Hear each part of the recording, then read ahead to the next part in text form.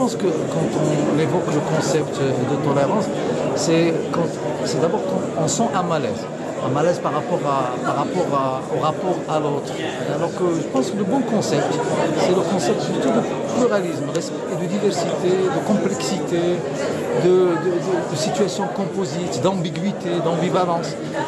C'est ce lexique qu'il faut convoquer pour avoir une sorte de parti pris qui accepte des choses qui ne lui ressemblent pas.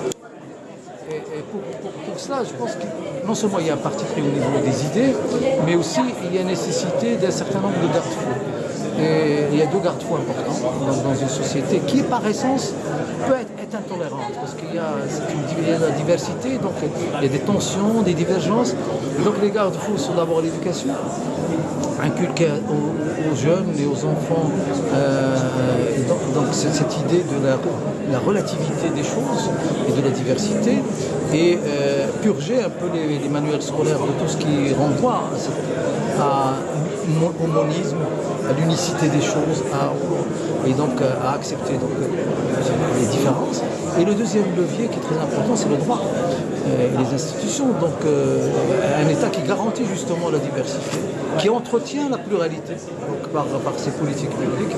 Et s'il n'y a pas ces deux leviers, je pense que les démons émergeront. Et ces démons, c'est le retour de la barbarie, et qui s'est exprimé même au cœur même de la modernité au XXe siècle, à travers des régimes comme le régime nazi. Maroc, par rapport aux beaucoup de pays musulmans, un premier travail a été fait relativement, c'est le travail institutionnel. Je pense que le cadre constitutionnel, la Constitution permet de penser la différence, de penser le pluralisme. Maintenant, il faut la mettre en œuvre, et donc il y a toute une série de lois à mettre en œuvre pour... la différence, c'est d'abord la parité homme-femme. La différence, c'est aussi cette reconnaissance forte et solennelle de ce qu'on appelle les affluents de l'identité marocaine. C'est aussi garantir les libertés. Et je pense que les bases sont là. Maintenant, il faut aller au-delà et donc convertir la société à ces principes.